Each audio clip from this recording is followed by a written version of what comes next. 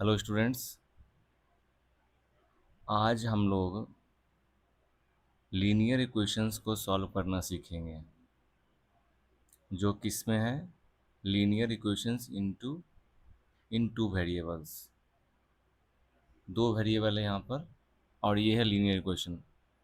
अगर आप linear equations का बेसिक को जानते हैं तो ये जान रहे होंगे कि लीनियर इक्वेशन किसे कहते हैं। आप लोग उसके पहले लीनियर पॉलिनोमियल जानते होंगे। तो लीनियर पॉलिनोमियल वैसा पॉलिनोमियल होता है जिसमें डिग्री जो वेरिएबल की होती है वो 1 होती है। डिग्री का मतलब क्या हो गया? Maximum power.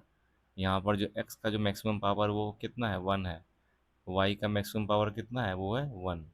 इसलिए बोलेंगे इसकी डिग्री 1 है। तो चलिए हम लोग इसको सॉल्व करना सीखते हैं। तो हम यहाँ पर क्या किस मेथड से सॉल्व करेंगे? हम लोग सॉल्व करेंगे solve the equations bye substitution method. मतलब हम लोग यहाँ पर सब्स्टिट्यूशन मेथड को लगा के सॉल्व करेंगे। तो हमारे पास यहाँ पर दो इक्वेशन है, एक है इक्वेशन 1, एक है इक्वेशन 2। तो यहाँ पर क्या है? x plus y equals to 7 और x minus y equals to 4।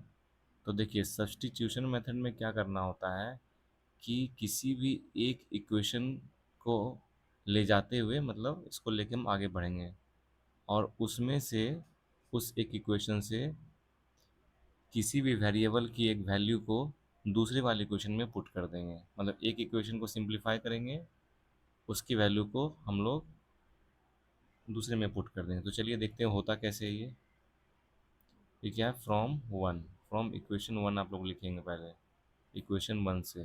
तो देखिए यहाँ पर जो जो मैं स्टेप लिख रहा हूँ, आप लोग जब एग्ज़ाम में बनाएंगे तो पूरा प्रॉपर स्टेप्स को लिख के इस स्टेप्स को फॉलो करते हुए बनाएंगे। नहीं तो क्या होता है ना, इसी कारण से मार्क्स कटता है एग्ज़ाम में, क्योंकि आप डायरेक्ट बना देते हैं, स्टेप्स को छोड़ छोड़ के बना देते हैं। तो यहाँ पर मैं स्टेप्स के साथ डिस्कस करूँगा आप लोगों को ये प्रॉब्लम कि स्टेप्स भी आपको क्या क्या ले रहे हैं। ये बिल्कुल बेसिक क्वेश्चन है, बिल्कुल सिंपल क्वेश्चन है।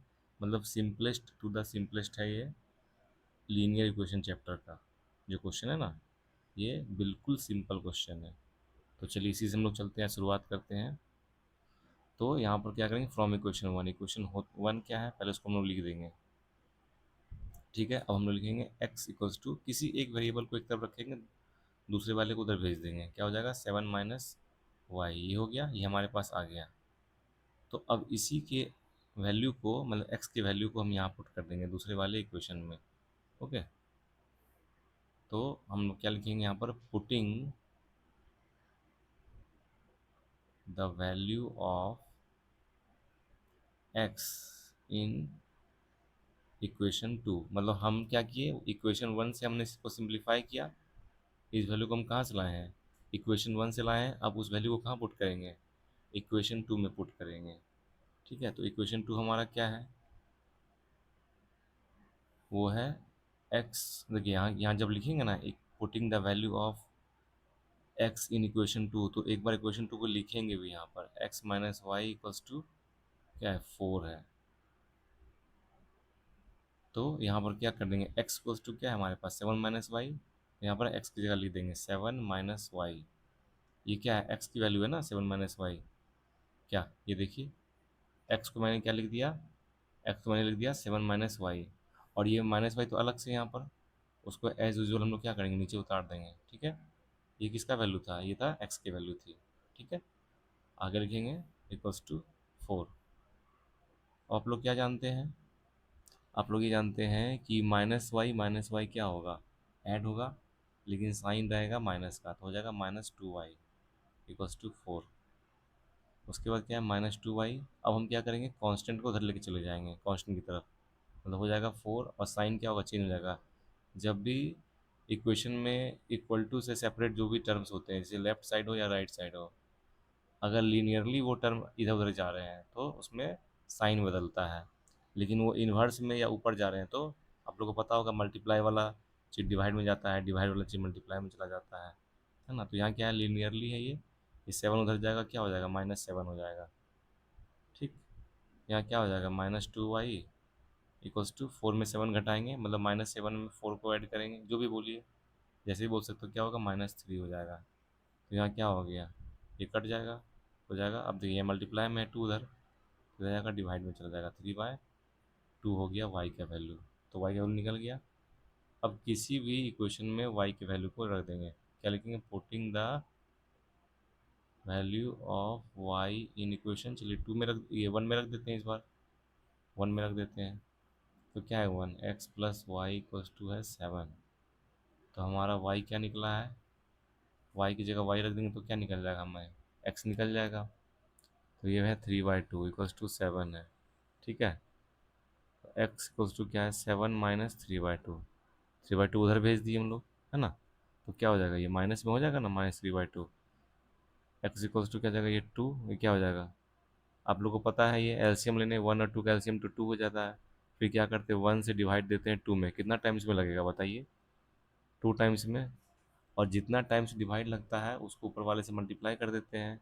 ये तो बेसिक फ्रैक्शन का आप लोग ऐड और सब्ट्रैक्शन जानते ही होंगे। तो क्या हो जाएगा, ये 14 हो जाएगा, 1 2 ज़ा 2, फिर 2 से मल्टीप्लाई कर देंगे 7 में, क्या हो जाएगा 14। ये क्या होगा, 2 1 ज़ा 2, 2 से डिवाइड देंगे 2 में, ये 1 टाइम में, कितना बार में दिए, 1 बार में। तो फिर 1 को मल्टीप्लाई कर देंगे यहाँ पर 3 से, तो क्या हो जाएगा, वो 3 ही रह जाएगा। एक्स को तो क्या हो जाएगा यहाँ पर 11/2, ठीक है। यहाँ तक ये सॉल्यूशन इसका आ गया। अब क्या कर देंगे, लास्ट में आप यहाँ साइड में लिख देंगे, क्या है, एक्स इक्वल्स टू क्या, 11/2 आया, और वाई इक्वल्स टू क्या आया, 3/2 आ गया। तो ये चीज़ आपके कॉपी में, नोटबुक में, ये साइड में ये किया हुआ होना चाहिए। ये बहुत ही इम्पॉर्टेंट टर्म है, क्योंकि एग्जामिनर जब आपकी कॉपी को चेक करते हैं तो मेनली वो लास्ट में इस आंसर को फोकस करते हैं यहाँ पर, कि आपने लास्ट में क्या आंसर लाया है।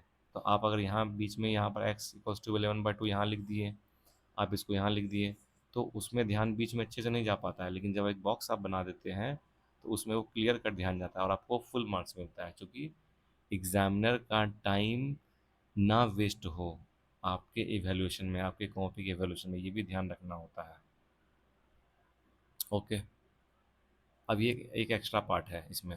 एक्स्ट्रा पार्ट क्या है कि अगर आपको वेरीफाई करना है कि आपने जो बनाया है वो सही है कि नहीं है, तो x प्लस वाई क्या है, 7 होना चाहिए ना, x प्लस वाई होना चाहिए 7 के इक्वल। तो देखिए x आपका क्या आया है, 11/2 आया है, और y कितना आया है, 3/2। देखिए सॉल्व करके 2 ले लेंगे, क्या हो जाएगा, 11 प्लस 3 क्या हो जाएगा, 14/2 आ गया 7। मतलब आपका इक्वेशन जो आप सॉल्व किए हैं, जो सॉल्यूशन आया है इक्वेशन का, वो सही है। x माइनस वाई में भी चेक कर लेते हैं, x माइनस वाई क्या है, वो 4 है शायद, मेरे ख्याल से 4 है यहाँ पर, हाँ x माइनस वाई क्या है, वो 4 है, ठीक है। तो x क्या रख दिया है, 11/2। मतलब हम लोग यहाँ क्या कर रहे हैं, वेरीफाई कर रहे हैं। तो क्या हो जाएगा, ये 2 यहाँ हो जाएगा, 11 - 3 क्या हो जाएगा, ये 8/2 आ गया 4। ये भी वेरीफाई हो गया, ये भी वेरीफाई हो गया। मतलब आपका जो आंसर आया है 11/2 और 3/2, ये करेक्ट है। तो आप इसको साइड में वेरीफाई भी कर सकते हैं। Okay, thank you.